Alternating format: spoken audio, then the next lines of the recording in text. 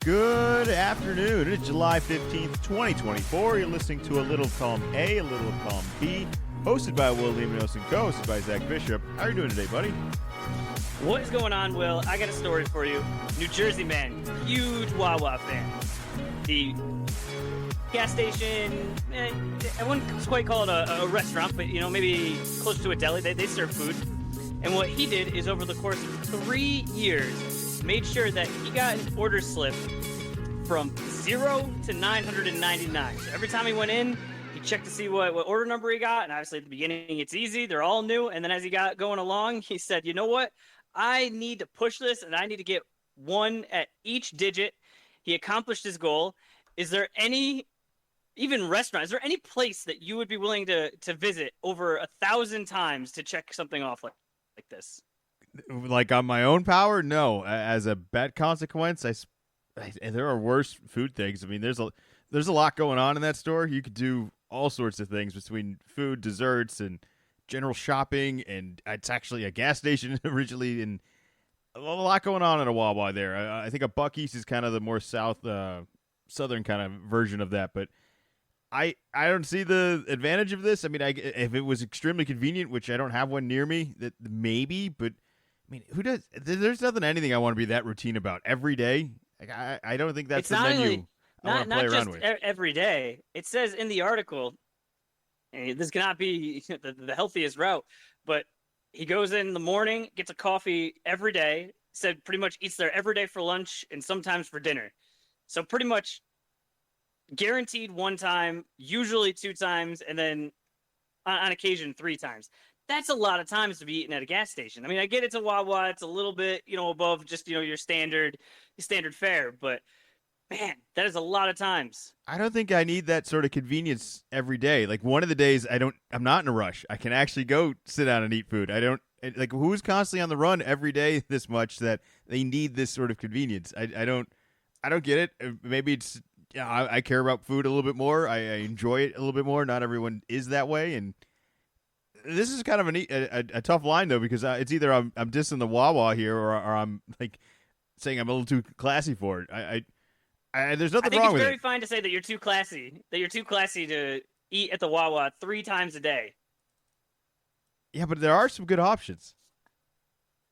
But every day, very nice of you to say. Yeah, but I don't think it's a 3 times a day every day. That's a lot. At least not for food. But this is a super fan. He's a super fanatic. We run into this kind of stuff all the time. So he accomplished this goal. In the meantime, like I said, super fan here. He also is trying to take a picture outside of every Wawa location. Wow. What does he do for work? How is he finding time and to what advantage? Oh, it's just a super fan, man. There's no rhyme or reason. I guess so. I mean, we're all, we're super fans about sports, and a lot of it doesn't really make a whole lot of sense when you spell it all out like this. So, I have your passions. Maybe don't put a salary cap on life. Maybe reach a little bit more. If it makes him happy, I'm not gonna no ruin his day. I'm out going to state parks in my free time, and what's the accomplishment there? Just you get out, you see nature, but it's not like you get something tangible. It's not like you earn money out of it. It's just something to do. You are getting a new experience out of every one of those parks, and a different day, and a different weather climate, and a different time of year. There's all sorts of newness with that. But replicating the same, it's not like the one Wawa is different than the other Wawa, and you're just trying to replicate that one time every time 3 times a day. That's not really exploring. You're at least exploring. It's funny that you say that, because I didn't really think about that, but you're right. The way that I'm doing these sorts of things, it is different. There's a common theme, but you're right that each place is different. And I think it's because I recently, in the past couple of weeks, I heard about a couple, and their thing was going to all of the Texas roadhouses in the country. And I was saying it is like you are going to see a ton of America, and you're going to go all over. But similar to this, you are right that the experience, it's a chain, and by design, it should be the exact same experience every time you walk in there. I think the changes are actually going to upset you. You're going to go to a region where they have a menu item that isn't available or was only available in certain spots, and you're either bummed out you can't get that or disappointed that they offer something else. I mean, this isn't how I would go about it. So like, this isn't fun for me to just constantly say this isn't how I'd live my life and say that they're living their life incorrectly, but it's just not how I would do it, and that's totally fine. Man, the thing is, if it was international, I could get a little bit more. Like if you've been to a McDonald's overseas or just anywhere else and outside of this country, there's a little bit of a different vibe. There's a different menu. There might be a different setup, but it'll still feel oddly familiar. But at least it's a new experience. Within the country grounds, I don't think you're really getting the exploration you could be doing. I mean, is there anything in the world that you would try to hit up everything in that would be remotely close to this? Like I don't have a goal like that. The national parks, that makes sense. That's state parks. State parks. It's same thing. But I guess other people do national parks. Definitely heard that one before. Yeah. A whole other level. Although I keep hearing these national parks are turning into Disney World, where they're not really quiet anymore. They're so busy and so populated that it's just crazy. It feels like you're at Disney World in the woods, and that's perhaps not the same thing you were going for. A little seclusion, a little privacy, a little at one with nature. Doesn't really happen with that many people around. I wonder if it has died down now that we're on the other side of COVID, where during COVID, you had to find things that were away from people and thinking, oh, well, parks, that'd be a great idea. I know here in Connecticut, just having doing more of the state parks this year, they've had a problem this year that I think it was on Sunday. It's been so hot. People are looking for, a way to cool off. I think it was by 7:00, at least 2 state parks were already full. Like parking was full. They had to turn people away. And then I think throughout the day, I believe it was up to 10 parks had to close because they were at capacity. It's a hot year. I don't know what part of the season you're supposed to enjoy in this climate. This is too hot. It was been too hot for too long, and it doesn't look like it's going to cool down anytime soon, at least in the Northeast. Nobody wants to hear me complain about the weather, but you're lying to me if you're saying summer's your favorite part of the year anymore, at least in Berkshire County. Nobody's enjoying this. Nobody's like, can't wait for this. 90 degrees, humidity, love it. Nobody's signing up for that. But you know what they might have signed up for? At least maybe not in our friend groups. The rest of the world was watching soccer last night, and even you got in. I got in a little bit. It was a delayed start, and I think that's a little bit more of the story of everybody trying to break in, sneak in, and just access this game. They had to delay the game twice. There was that many people, and I originally just thought it was kind of like a prank, like maybe a couple people just snuck in somehow. A security guard fell asleep, or they just found some way. And now this was forceful entry, obviously in front of all the security. We got people climbing in vents. I just we have a lot of public events that are all back now, and it's almost like I wish we could have a reminder of what COVID was like and that we weren't allowed to have these things. And it feels like we're taking advantage of them. We need people to feel safe in a public space. We need people that had tickets to be able to get into that space properly, and we can't have a delay of. I mean, imagine this is the Super Bowl where there's a 30-minute delay on top of another 15-minute delay because they're just filtering people in and out, and they're trying to get the people that are supposed to be in, and they don't want to start the game without everyone getting in, and that's probably the right thing to do. You probably spent a lot of money on that ticket. You had a right to get in. Everyone else, I don't know how you fix this, but you have to set a rule or a lesson or something has to happen here. Do you have any suggestions of a solution? I was watching Summer League, and then I saw when it was championship. It was 8:00. It's like, eight to 10. Yeah, I might take a look at that, and then I went to tune in a little after 8, and it hadn't started yet. It's gonna start in a little while. Well, that's weird. And then I started seeing stuff on X, and at first it's like you said, like, okay, some people snuck in. Like, how did you even know if they snuck in? But yeah, then I'm seeing the video, and it is just a barricade just getting overrun, and the security just isn't set up. It's set up to stop onesie-twosies, not this whole crowd of people. And then I'm seeing the reports talking about thousands of people. And you sneak in, that's a onesie-twosie. This was so many people, and I was just shocked that thousands of people had showed up to the stadium and just had decided we are going to get in by any means necessary. It's just that's so many people. What I'm still shocked by is how in bold. Miami. Go ahead. Yeah, this was in Miami. This is where the Dolphins play. So it's not like it's a a World Cup game where maybe it's in a country that isn't used to having these kinds of crowds, or it just it doesn't have the infrastructure. It's no. This is a stadium that hosts other events. Has obviously a full complement of football games, and I have to imagine they're like, okay, we're doing a championship soccer match. Oh, all right, here's the the people that we need. Here's this and this, and so for this to just kind of get to that level, it's not good. It's not good for anybody. It's not like it wasn't held in a stadium that wasn't a large capacity. This wasn't like a middle college small area. This is a football stadium, as you mentioned, so I don't know what more of an upgrade you could have. But what I continue to be shocked by is just how bold everyone was with basically no strategy at all of just saying, no, we're just going to come in. Like that, there wasn't like we're going to sneak in, we're going to talk to security guard, we're going to pay some money in the corner over here, and we're going to stand up for the whole game and watch just from overwhelming force. Just straight force. There's no strategy here at all. And then I guess once it starts, I mean, you probably wouldn't even have a choice whether you want to be part of this or not if you're in the front of it. You're just getting shoved. And then once you get in, what do you do then?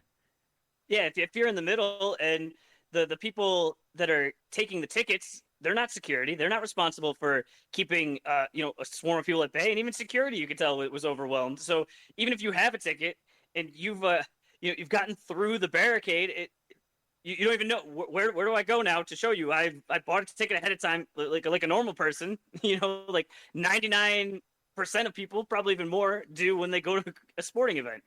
That's how it works. You need a ticket for this ride. Yeah, and it's not a free ride, it's not an affordable ride, and that's kind of the way it has to be, so that it isn't like this. It isn't just squeezing everyone in for free access. I sympathize with the security guards and everybody that worked hard trying to organize all of that, because that isn't exactly the like. If you want to be a security guard in your life, that's great, but I don't think everyone else was signed up to have that sort of job as a security guard. This is way more than they ever wanted to be in. Like half these people, as you mentioned, should be just scanning tickets and moving on. This is their part-time job. They're not. Nobody's trying to be security for a barricade. Nobody signed up for that job. Nope. So I do sympathize with them. I'll ask you this: is there any event that you would think would be worth sneaking into, or what would be the dream event that if you could get in somehow?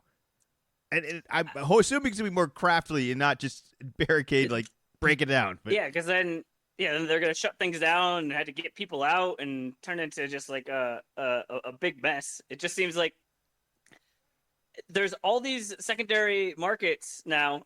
Like nothing's ever sold out. It could be expensive. It could be out of your price range. But I think that's what you have to plan. You have to plan ahead. You have to save money for this. But I did put a little list together of ways I think you could sneak in. Would you like to hear them? Yeah. What do you got for strategy? So I did a little research. There was a guy. He had been to, I believe, 20 different. He'd snuck into 20 different sporting events. He'd only been caught 2 times, and these are the top level. We're talking Wimbledon. We're talking Super Bowl, Game 7s.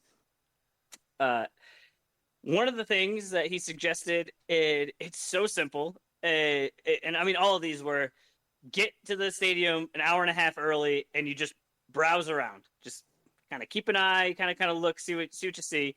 But most of it was look for an area where they're looking for they're checking the tickets, and there's just not a big security presence behind them. And you walk up. As soon as you get there to go show your ticket, you pretend like you're fumbling for it. Spin move, and you just jet. You just take off. Not really very creative, but I mean, makes sense. I mean, a lot of times, like you said, these are part-time jobs. These are older citizens. Even if they wanted to, they're not going to catch you. They're like, this is not our job description. Mentioned wearing layers. So once you do this, make sure you get up some stairs. You change into something really quick. Because they're probably going to be looking for you. I know this article was a few years old, and like at MSG and these other places, they're getting more and more into the facial recognition. So these are only going to last for so long. I Second one, oh, go ahead.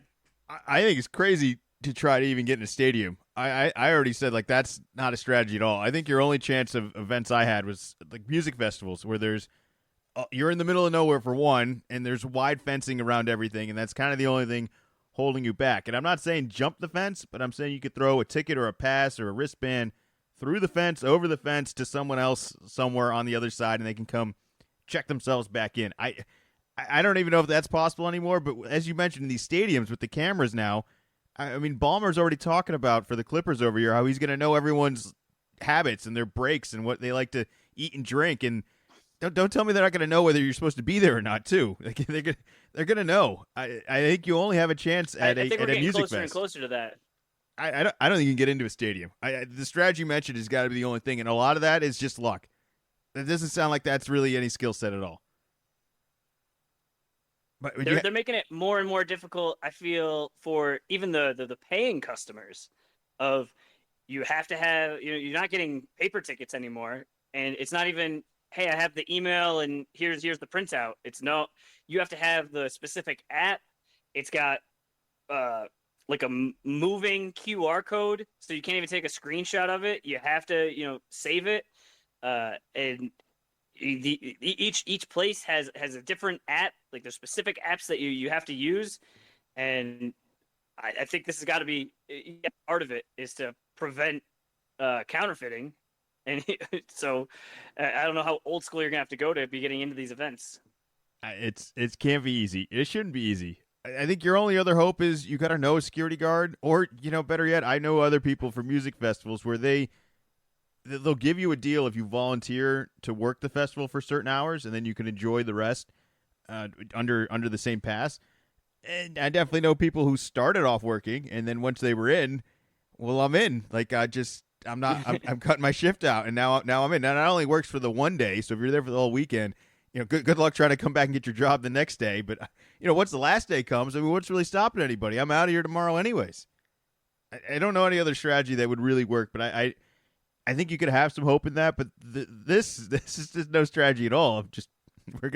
We're all gonna group together. We're gonna crowd the ticket people, and then we're just gonna push forward. And then once we get in, and everyone's gonna know we're in, and we shouldn't be in. We're gonna climb up these. They totally destroyed an escalator, and then they're climbing into the vents.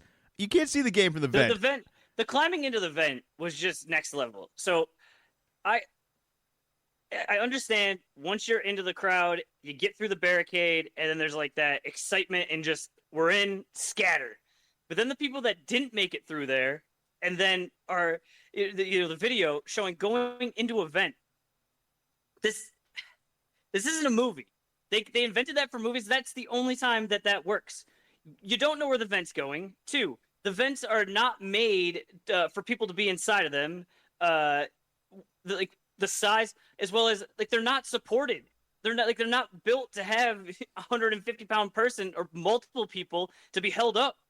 So I'm surprised there wasn't another video later on of a vent collapsing.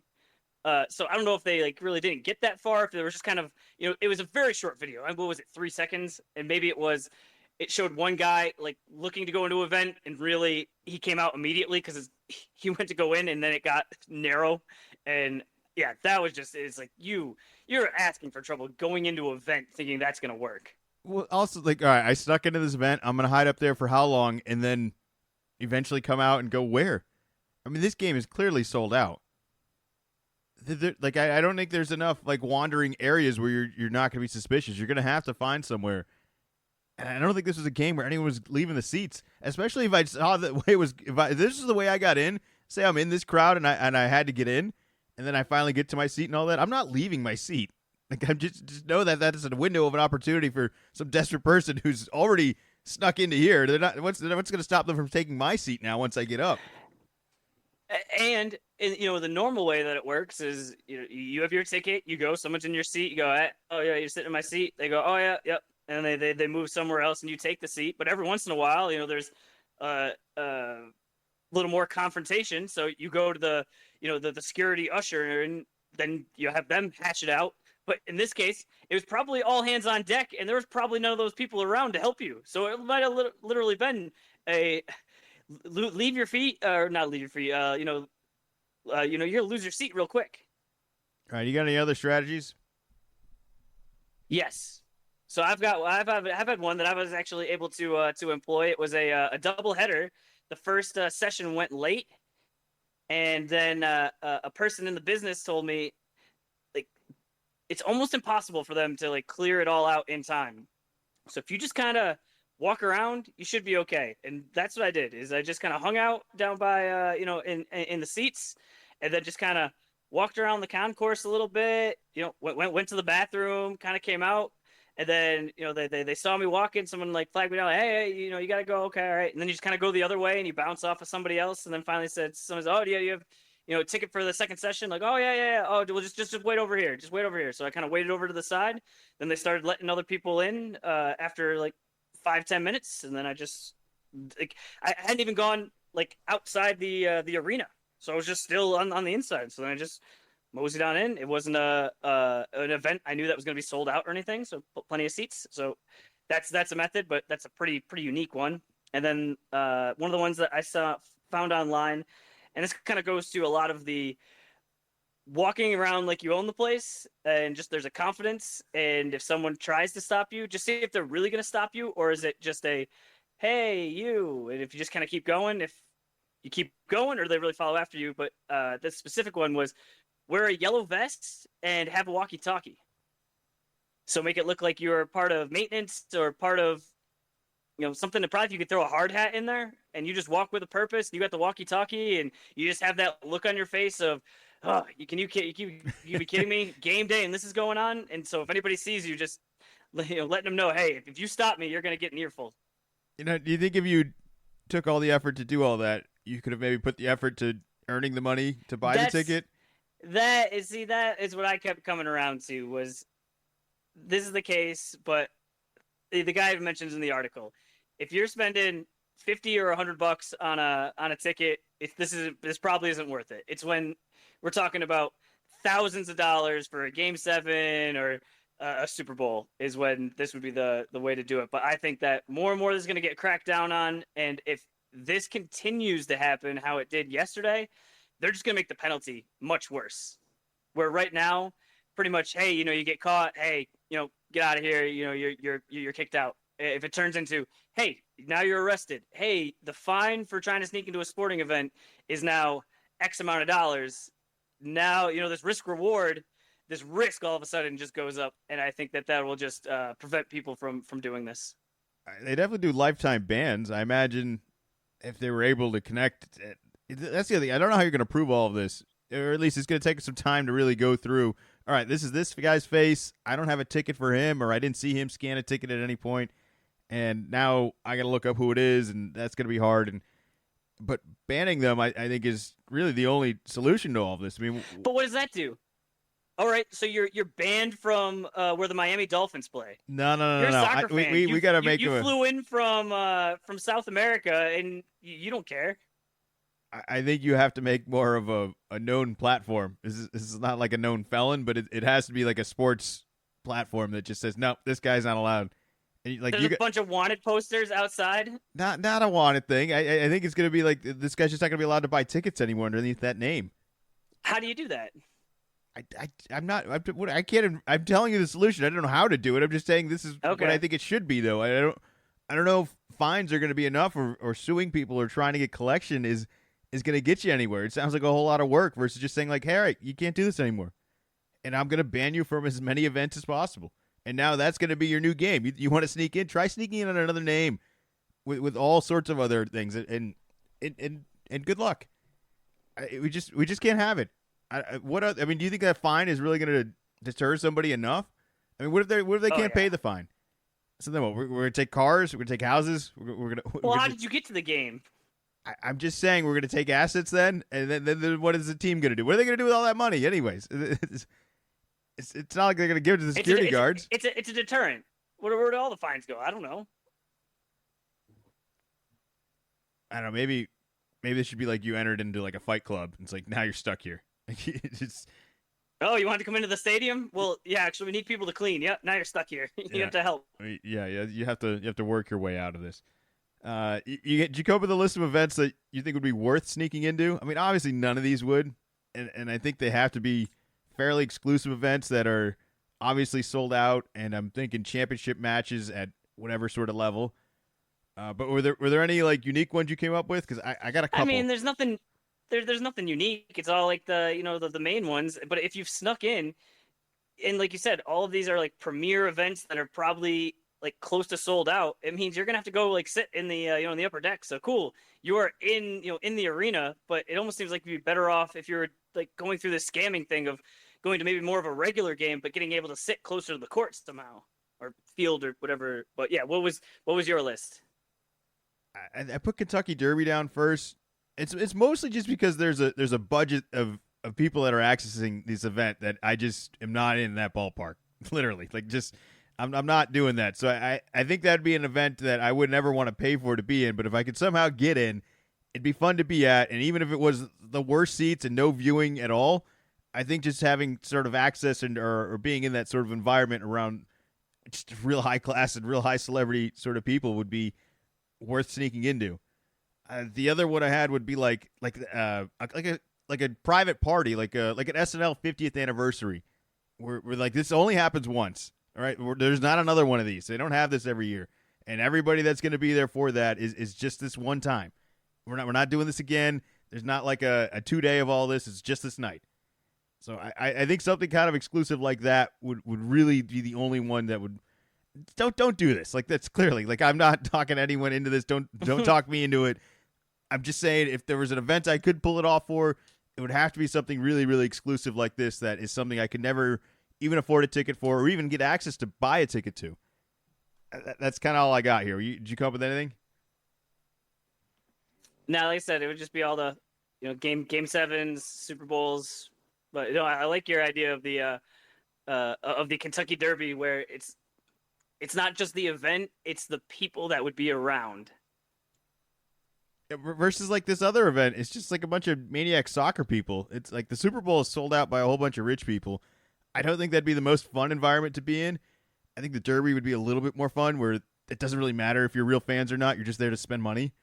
It's just a big party, yeah. And that would be cool. I think like something like the Masters or Wimbledon would be cool. Super Bowl obviously would be cool, but those are a little bit more selective where I would rather somebody I knew was playing. And that would really be way more of an attraction. I mean, the Masters is just like I know how hard it is to get into all that, and I know that the menu has never changed, so like they still have like $2 items and things like that. And I don't know any other way I'd get in there.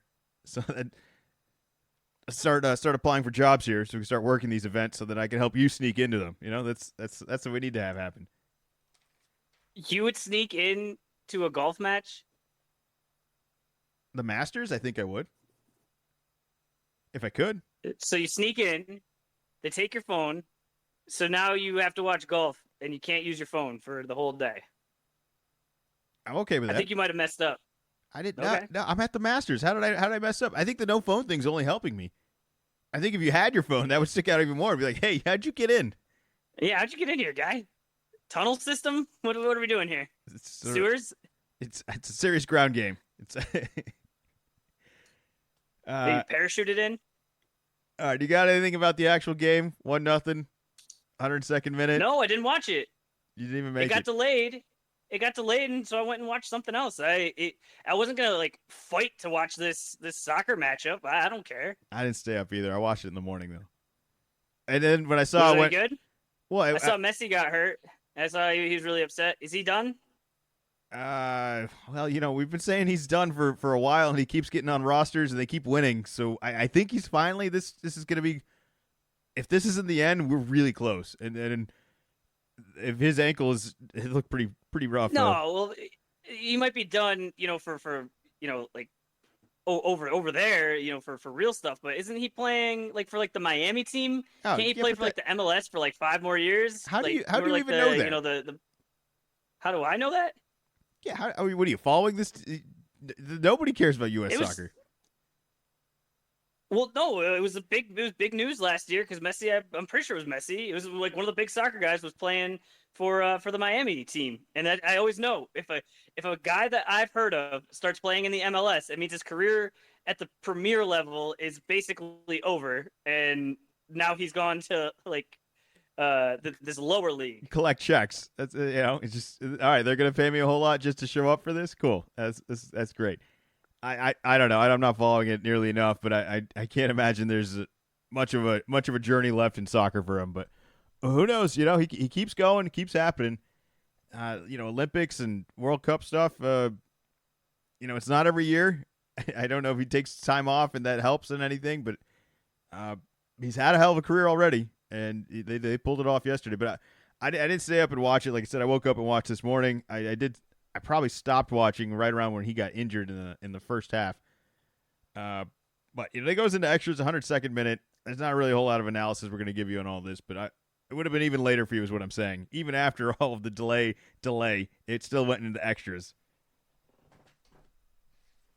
All right, let's move on to a sport you actually want to talk about. How about we talk about Team USA basketball?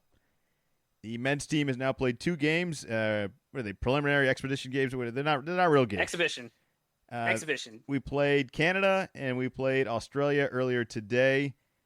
I watched both of the games, and I kind of came away with the same notes that I did from the other game. I didn't think Embiid looked very good. I think he has no chemistry with everyone on this team, and he has some of the worst passing turnovers. I thought he was going to fall into European basketball better. Like, it was just going to naturally be a fit that he doesn't get in the NBA, but I'm not really. I don't really like what I see out of Embiid, and maybe the right matchup will make me feel a little bit better about it. But if I'm being real honest, I didn't think Curry or LeBron have played really well either. I thought they looked slow. I think they're terrible role players, and that if they're not shooting well, they're just not doing it. And I only just say that because Tatum and Edwards, their minutes have been up and down, whether or not they're starters or not between the 2 games. Have looked really good, and have looked like young guys in their prime. And I don't have a problem with LeBron and Curry, but if you want to ask me which guys haven't played well and which guys are playing well, they're not playing great, and they're starting. And I don't know what the solution is. Of maybe they're just not going to close games, or if the name is just going to be tagged on to everything too much. I mean, I suppose at the end of the day, that there isn't going to be a scenario where we're really in jeopardy of losing. Like, we could probably still win, even with Embiid, LeBron, and Curry struggling. It doesn't seem fair based on the 2 games I've seen already. Did you watch today's game? No. A noon start on a Monday. I get that they're playing in Dubai, but yeah, noon Eastern start is really not conducive to being able to watch. So I'll catch the replay at some point because it's American basketball and it's like a video game when you get to watch it. But I did watch the first game. That one also started late, but I was able to catch the replay of that one. And we started not so great. The first quarter, a lot of turnovers, down 11-1. But throughout the game, we kind of kept them, at arm's length. I thought that the second unit was better than the first unit. Kerr pretty much the whole game kind of kept it like the platoon system. Really, the only variation until very late in the game was because Embiid got in foul trouble. I'm disheartened to hear that this game you think that he also didn't look very good, because I was really hoping, all right, he's coming off the injury, shaking off the rust. Everyone else has played a little more recently, but just every part of it, you see the teams that we have, and this isn't the Sixers. Like, look at the guys around you. You don't need to be taking a early shot clock 3, like not even a little bit, and just bad fouls. Yeah, just did not have the right rhythm. I thought that Anthony Davis looked much better than he did. He looked very bouncy. I thought, really, he was the one that just really stuck out. Is it did not look good. I wrote down Bam and AD plus any 3. It could win this easily. I think those 2 alone, the defensive things that they're doing and the pressure that they're applying to teams, there's no real answer of being like, all right, so we'll just switch and attack Bam, or we'll just switch and attack AD. They're coming from all over the place. They're helping. There isn't a good pick and roll system against them. I really think that the rest of the squad out here is you have those two guys out there and any other three. Today they had AD, Bam, and Drew came off the bench. I mean, just good luck. Good luck getting anything off. You're just going to be uncomfortable. The only way another team is going to beat us is kind of what happened towards the end of today's game where, we don't get back on defense. We don't make free throws. We start turning the ball over. I didn't really like the way we closed this game out. It ended up being way tighter of a game than it truly was. The score, we were in control of this game. we almost lost it at the end there, though. They had some creative plays over there with Australia to really make this a single-digit game almost. But I think those two, as you said, have looked the best. And, I mean, just imagine those two playing together in the NBA, Bam and AD, just the problems that would cause. And how would you attack that? What would be any strategy at all? And I don't think the NBA would have a whole lot of answers, and now you're going to tell me the rest of the world it's even lessened without all these American players on their teams are somehow going to figure it out. I can't wait to see them going against Jokic or some of these other bigs in France. That's the only real thing I'm looking forward to at this point. I don't really care about this whole lineup stuff. I already said what I had to say. I doubt they're going to make a change of benching LeBron or Curry. I do think there's a possibility Durant doesn't play, and there's a possibility I think even Embiid hangs it up soon because I just don't think he's moving well.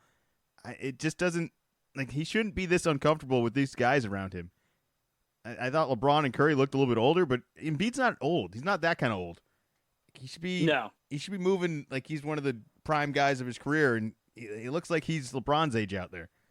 And what am I supposed to do to say? Yeah, LeBron doesn't have it anymore. Age 40, whatever. It's really slowing down. It's like, yeah, that makes sense, right? Like that's it's still kind of crazy that he's even doing what he's doing. I think he looked okay in the first game. There was nothing real dominant, but also it's an exhibition game. If there's one time for him really not to go hard, it's like, yeah, it's exhibition. Get everybody to feel it out. He's had plenty of experience. Get some of these other guys some more run. All right, let's get to some actual NBA news. Hold on. I want to talk about Jason Tatum. I thought he looked really good in game one. I think it was definitely some homerism, but it just as soon as he got in, he just took his guy off the dribble, went right to the hoop, said, "My shoulders are too big. You can't stop me." Had some real nifty finishes, and the one that really specifically jumped out at me was right before halftime. He was the one that got the ball, clock winding down. He was the one that was going to make the shot. We've seen it, and sometimes it goes to the hoop. Sometimes he takes that step back three. And I was like, oh, man, he's going to take that step back three. I could see it. I could feel it. That's what he wants. Nope. Hesitation, crossover, boom, right to the hoop, up and under. Great finish. Was a lot of fun. So I wonder if it's just when you don't have to play an NBA star's worth of minutes, you're able to go to the hoop a little bit more. So it was just, it's fun. It's fun to watch your NBA champion playing well for Team USA. So that was my last little bit. That was fun. No, definitely what I'd say as a compliment is I think Tatum's had his best shot selection that I've ever seen him take. I mean, granted, the spacing Which it should be. Yeah. It should be. You have the best spacing. It always looks a little more cramped because the three-point line is a little bit closer, so it's the same size guy. I mean, the court's the same, but just where the three-point line is, they're a little more crunched in. But he should only be taking the most premier shots because of the guys that are around you, both with the what they're giving you with the spacing and the other guys not being able to help off as much. Where in the finals they were keying right up on him, where you could tell there were secondary defenders just ready, waiting for him to go by. So yeah, there's no reason. That's why that first game, it was early on, and B just launching a three, just that is not what we need from you. Steph Curry is out there. If anyone's just gonna jack up a three, let him do it. Do something else. Yeah, it seemed like he's almost trying to prove something when you're on the team already. Tryouts are over. We know who you are. You don't need to come prove nothing anymore. Just come play within everybody here, and it'll be fine. I think he's almost trying to justify himself. And don't tell me he's not getting nervous with Bam and AD playing very, very well off the bench and the pressure that he has to have to earn this starting spot. I don't know if he's really earned it. I don't know if benching him is too much of a headline, and at the end of the day, do we really need any combination of this? Is probably going to work. It's not it's not something I think worth really getting into, or at least worth like sabotaging and risking, some actual drama in this locker room when we're probably still going to win most of these games by double digits. So Did Derek White play today? I didn't see him. I did see them talk about him a little bit. Okay. I wasn't. So I watched the first half. It really wasn't that great of a game. And then at the end of the game, it kind of got down to like 6 or 5. And I think if Giddey doesn't get called for a foul, they almost got it down to 3 with like 8 seconds left. And it was just like we just stopped. They just started hitting threes, and we just it was a Celtic stop. You've seen it happen before, where it's like we just freeze. We're good. Like we're up 20. There's 6 minutes to go. Wrap it up. This game's over. And then the other team didn't realize that. Started taking bad shots. Started taking quick shots, and then they started taking fast shots and making fast shots. We still won, and we were still very much in control of this game. But that wasn't. I almost wish we lost to just kind of give a big wake up call of like, hey, by the way, this can happen, and this game doesn't count, so it's like almost okay that happened, but this can't happen again. All right, is that it for USA? We could talk some real NBA. We're gonna talk about the King of New York now. Just was happy that Derek White got the nod. Don't love that. It seems like Jaylen Brown was kind of blindsided by this. Don't love that. But yeah, Kawhi bowing out in some very expected news. I didn't even want to get into this because Jalen didn't do anything wrong, and yet I feel like he fell for the trap of being too big of a player, and that it was like, this is why we didn't want you. And then he has to say it, and like he's already a qualified superstar, won Finals MVP and all that. I feel like if he didn't say anything, he would have had a better chance of getting on this team. And him saying all of this, or at least drawing any attention to it, I thought made it sense of why he wasn't actually on the team. Because they already have guys like that. Jalen's not coming in to take the last shot. Derek White could come in and play a role player, sit the bench, and have fun. If Jalen could have came in and done that, they would have brought him in. But he can't. And he fell for the trap of saying something that he didn't have to say about his own damn teammate, too, that I didn't think looked real good for him. And maybe this is getting spun a little bit by the media, but if he doesn't say anything, there's no story here at all.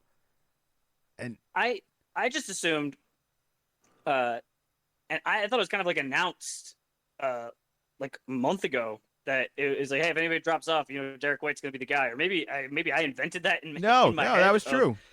During the finals that came out. And I just assumed Derek White was a guy that had gotten asked, hey, do you mind kind of being an alternate? And he said, sure, where Jalen was more the route of, hey, like, I'm finals MVP, I'm conference finals, MVP, I'm at like a higher level.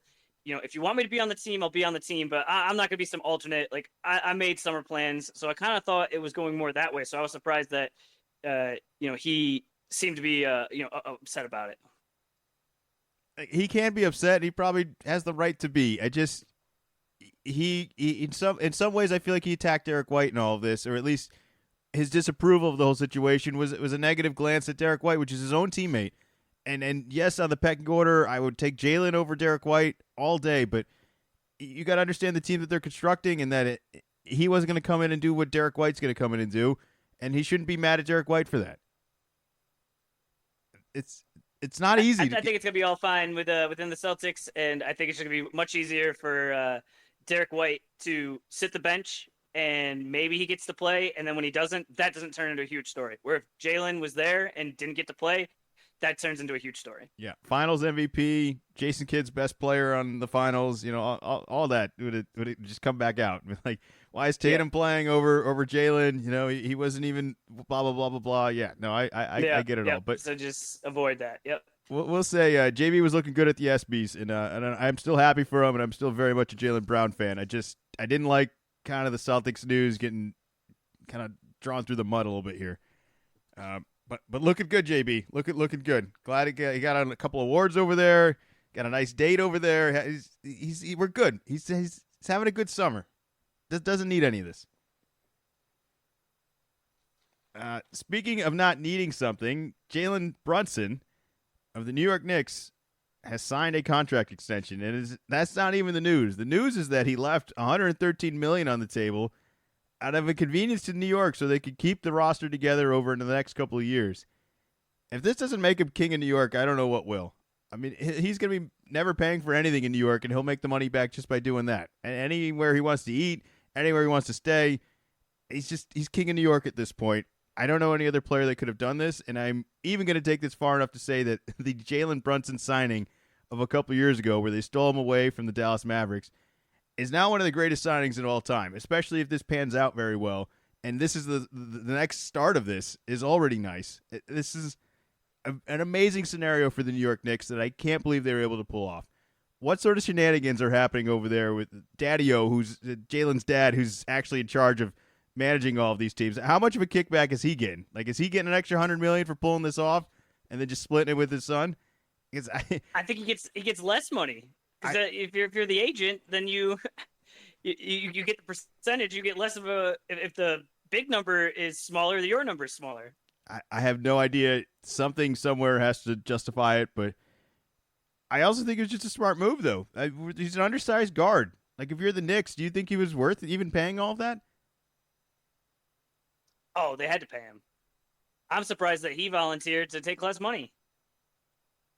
Well, if you go back and look at some of these undersized guards, Damian Lillard not having the greatest time of his life right now. Trae Young, who knows what that is. Fred VanVleet you know how much money Damian Lillard's getting paid, though? A lot more. Well, that's what I'm saying. This was a smart move of not giving him that. It's crazy for me to say that I don't think he was worth the max, but I don't think I'd want to be betting on year 5 of a guy who's undersized. I mean, Kemba Walker just retired. Fred VanVleet went to Houston. I don't know if he's even going to play this year. I feel like they have so many young guards that contract looks wild right now, and I don't know what you're really hoping for. I mean, you're hoping for what? I mean, is he Mike Conley in 5 years? I don't know, but I think he got the max extension. I don't think this was a Knicks gave him less. This was a Brunson agreed to the extension now rather than agreeing to a new deal next year. That's the difference. I still think if I'm the Knicks, I forced this to happen, though. And it's all coming off is that Brunson was willing to do it. Because I wouldn't want to do it. 113 more, and I'm betting on an undersized guy. I mean, I know he's the best player on the team, and he's one of the best players in the league. It's hard to deny any of that, even as a Celtics fan. But betting on 5 more years of a guy that's the size of Jalen Brunson, I don't know if I would have done that if I'm the Knicks. They've done so many smart moves. All of the moves have been smart about building towards the future and not really getting tied up into anything. This OG contract is massive. He's now the most paid player. He's making the most money on the Knicks. And Brunson's the best deal in the league. It's just an incredible move for the continues to be, because he was on a good deal the past couple of years. King of New York. I can't think of anyone else. It's going to look really good. It's going to be hard, even if he has a bit of a rough patch. All that he's done so far, and having this to just I want to say cherry on top, but I feel like it's like way bigger than a cherry. I mean, think all he's got to do is win a couple playoff games, and this is for the record books of New York. Like I don't think it's even that high of a bar he has to get. You think after the success this year and then how it ended, I think they got to at least make the Eastern Conference Finals.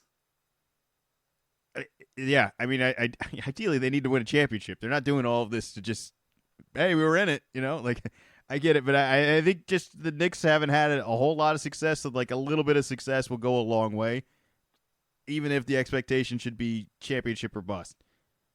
But I don't think we're like if he gets bounced to the second round next year, I don't think we're gonna be like, oh, none of that was worth it. It's like, well, what wasn't worth it? It was all a great deal. Like you would do it all over again, even if you have a rough year this year. If everyone if they get bounced in the second round again next year after all the moves that they made, they're going to be very disappointed. Well, who do you get? Well, I think it matters by who you get. They were disappointed this year. Well, this year, they act like they built the roster that had so many extra members of the team on here. They were having a hard time even just getting a roster out there. I think they had 6 or 7 guys for certain games, and that was it. Like with no reserves, nobody's going to win that way. Yeah, that's what I'm saying, is that they think, look how far we went with this group.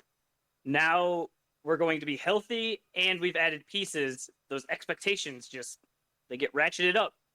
And I think just the look changes, the feel changes. I don't know. We'll have to wait and see. I'm not worried as a Celtics fan. I'm just a little bit frustrated that I feel like we pulled off a lot of smart moves that shouldn't be able to get replicated, and somehow the Knicks have really replicated a lot of it, and I don't know how they keep pulling these. Like they had no leverage in all this either. Like Brunson could have screwed them. He probably should have, and to just get this convenience is really a miracle to pull off, and it's an impressive GM move. The odds have them as fifth most likely to win the championship. Well, that sounds like some expectations. All right, let's talk about some actual games going on right now. Summer League has started. We were supposed to be in attendance, but Zach likes baseball too much, and ugh, what a mistake! and what a mistake! We'll make it there. This wasn't the year to do it. Nobody really was in love with this draft class, and the games are so hard to watch because there's just no flow. There's no chemistry with anybody, and even if there is, I feel like nobody appreciates it because nobody wants to be a role player when they're all trying to fight to just have a chance to get in. And if you're one of the young new guys that was a high draft pick, you're supposed to be used and get a whole lot of work out there that you should be taking some chances and being a little bit more aggressive. But I've watched some. You've watched some. We're going to talk about a couple of our favorite players from Summer League so far. You got all positive or you got some negative? What do you want to start with? I went all positive. Right, I figure it's Summer League. Like you can nitpick every single one, and that's like not the idea. And especially this draft, it's not like last year when we all knew Wemby was going to be awesome. So I was able to poke a little fun at the beginning. It's the top guys that went. It's like if they struggle at all, it's just piling on. It's just there. I don't see the fun there. Who you got for your first player? First one might be unexpected. You wouldn't think that I would do this, but it's Reed Shepherd. He has looked awesome out there. He's getting blocks just like he did in college. The shot looks good. He looks like a real point guard.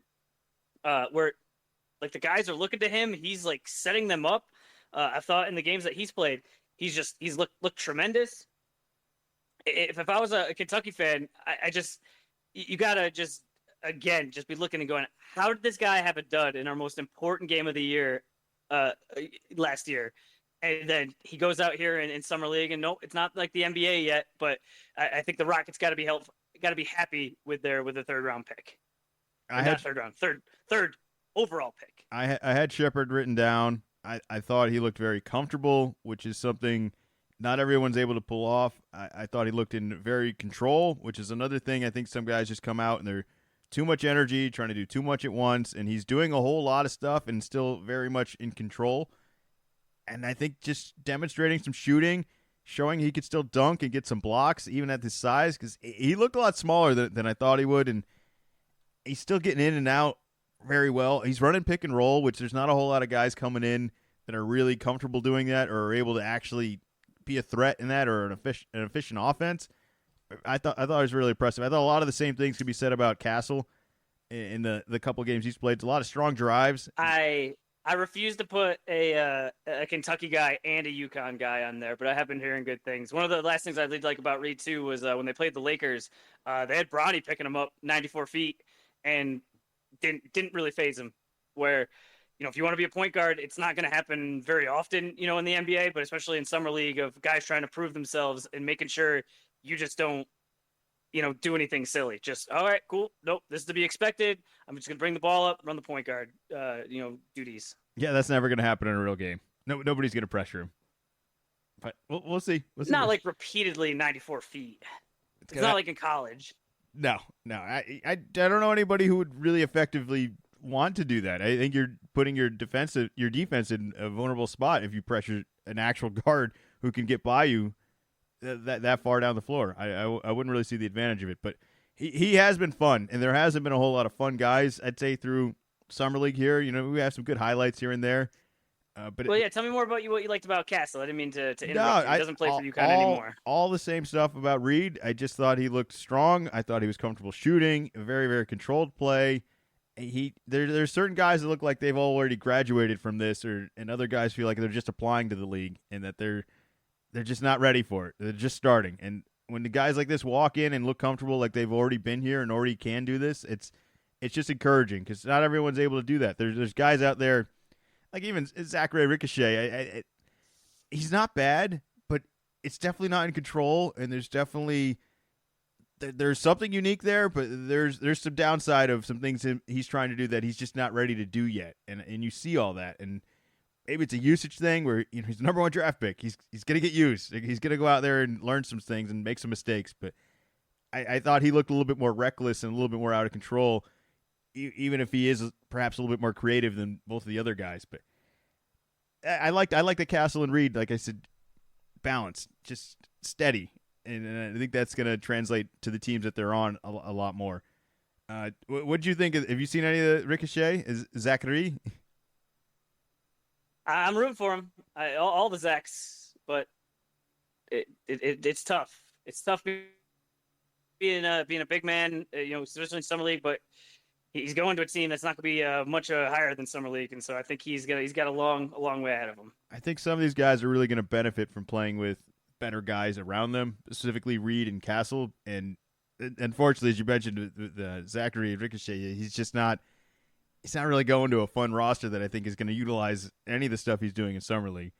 So, like, while some of these guys, like, these may be some of the better games he has all year, are going to be in Summer League against this skill level where he's able to be kind of more than one option. I did watch some of Sarr. He went at 2.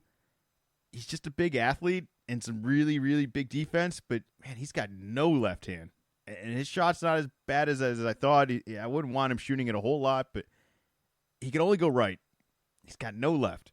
No left. I didn't see one move in all Summer League, and he's going against guys that can't guard him on fast breaks, and he still always, I feel like, forces everything right. So those are the top 2 guys, and I'm not saying we should have done this a different way, but I just want to point out that I would have taken Reed Sheppard 1. I said it on the podcast here, and as of today, I'm going to cash that in because I think that looks like the lock of the Summer League so far was Sheppard's pretty good. You got another player?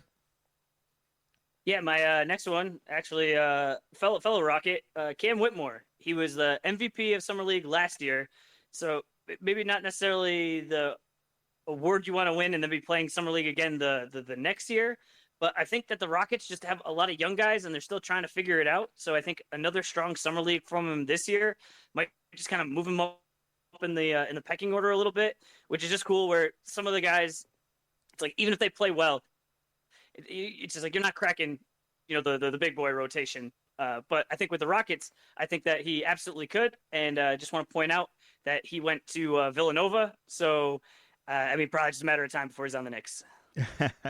I'd just like to point out that that's some really good draft value where he drops last year. He was certainly projected going into the year a lot higher and fell to Houston, and I think fell to a really good spot. And maybe that's the best thing that could have happened to him. He could have been, like you said, you don't want to be playing for Atlanta or Washington. There's no real joy going over there. But definitely exciting to see. Fun player. Definitely an athlete. And maybe we'll see some more highlights later this year. My last player I got here is the Chicago Bulls homeboy, Montez Buzelis. I gotta have to really work on this, but there's an energy, there's a creativity, there's a flow, there's a touch. He's got really good touch, I think, around the hoop that I just like. It's catching my attention. I can't stop seeing highlights. He had a really good game last night. I have no idea how this translates. I don't think Chicago is a roster you really want to be on, as well as it looks like he has the ball in his hands a whole lot. And they just traded for Josh Giddey, who has an expectation of being a starter because he wasn't in OKC. And allegedly, Lonzo Ball is also coming back. I don't know how this guy fits in with 2 non-shooters in Lonzo and Giddey. And that would be my main concern of I just don't know how all these guys are going to grow at the same time, and that they're all going to get in the way of each other. Nobody's going to enjoy playing with each other, or at least fighting over the same position, because I don't think they have enough shooting to play any of them together. But in Summer League for now, I've seen some cool highlights. He's a crafty player. He's got a nice touch, and I'm impressed by it, and I've enjoyed watching it. I might be the only Chicago Bull we like for a long time. Well, sometimes that's what you need. You just need some hope and a little bit of fun. That can go a long way. He's got a really good vibe to him. A really good vibe. Like, the more I look into it, even on draft day, it seemed really fun. He just going to his hometown, the team he really wanted to go to. It's got to be rewarding when you kind of get what you want, and it's going to be a tough road of climbing ahead. But this is fun for him. I think this will be fun for us too. You got any other players you want to talk about? Yeah, a couple honorable mentions. Bob Carrington, he's playing for the Wizards. He was real close to getting a triple-double, which you don't see very often in a summer league game. And kind of like how I mentioned with Whitmore on the Rockets, like the Wizards, they're looking for players, and if you're young, like he could actually get some real run and have a chance to find out if he's good or not. And then the last honorable mention, homer pick, our first round pick, Baylor Shireman, definitely had some struggles. You could definitely see that there was some nerves, but I think in the second half saw some of his shooting, and coming over from college, like he's a shooter. That's the whole thing, and just was able to hit some shots. And I'd like to see him continue to grow. But I thought that he looked better than Walsh did. So kind of see what happens. I say that very loosely because they decided to put the Celtics Summer League game on tonight at 10:30. So I probably won't be catching that one. Walsh will play better with better players around him. I think he's more of a role player. He isn't a guy you give the ball and just say, go score or go make a play. I think he's going to be the off-ball cutter, the back screen, the backdoor cut, the hustle play. And I just don't think Summer League's going to ever really he's not going to shine in Summer League. He might come in and start for us one random game with resting or injury or whatever and just grab 6 rebounds out of nowhere and be like, oh, wow, I didn't know he could do that. I think he'll shine better with better players around him. It was one Summer League game. I'm not going to chalk too much up to it. It was just a observation, and we mentioned it kind of last week, you're playing in Summer League, and ideally you see a guy that has already been in the league for a year just absolutely dominate Summer League and just go, nope, like you don't belong here. And so it was just kind of disappointing that he didn't even get close to that. Well, the good news for him is I don't think we have an expectation of really needing him this year. Unlike some of the other players for some of these other teams, I specifically mentioned Denver with DeRon Holmes tearing his Achilles on day one for Denver That's so tough. After they traded up to get him, they wanted him. They gave up something to get him, and then they lose Caldwell Pope, and they're planning on going all out on all these young guys, and it just stinks. That's just part of the game. That really hurt though. I want to see Denver look competitive. I wanted to see what he was going to look like, because anytime a team like Denver is willing to trade up to get you, that means that's got to mean something. I mean, this is a team that's not rebuilding. They've already been built. They've won a championship. Won a championship not that long ago. And they want to add this guy. Like that to me, that's the ultimate compliment of like a good team wants you and they're willing to do something to get you. It's just a shame we're going to have to wait till next year.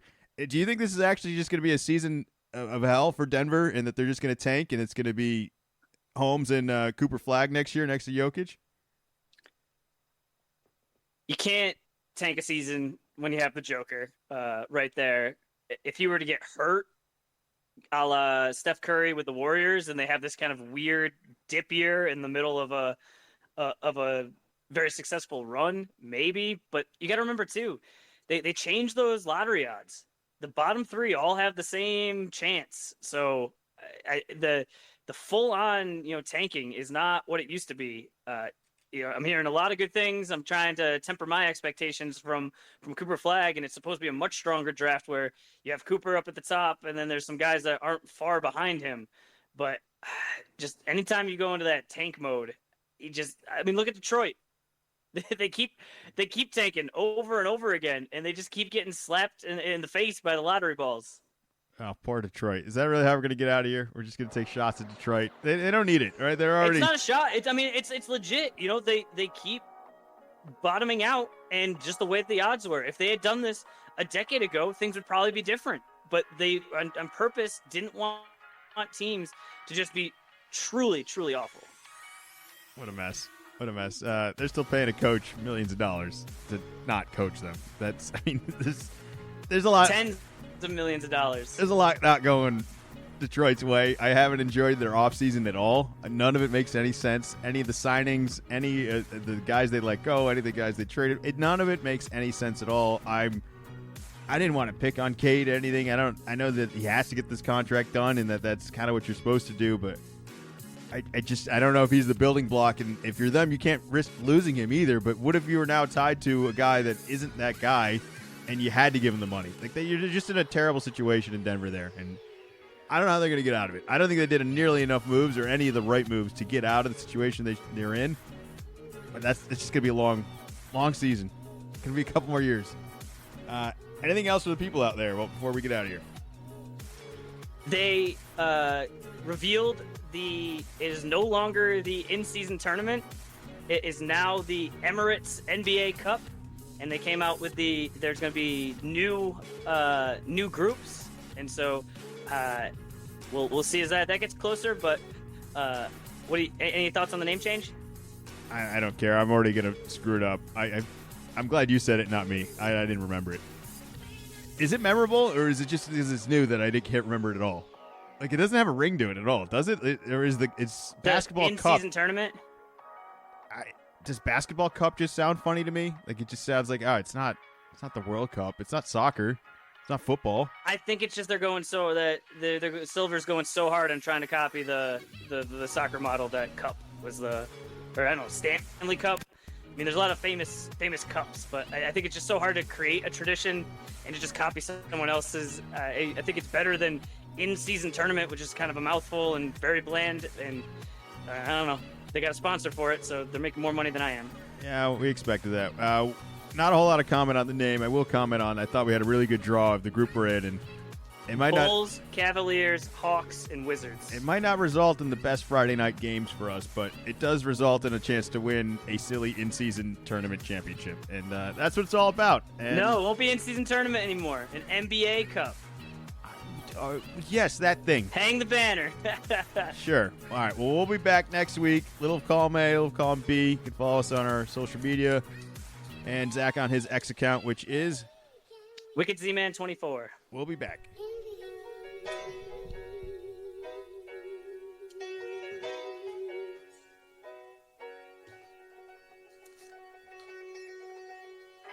Little column A, little column B.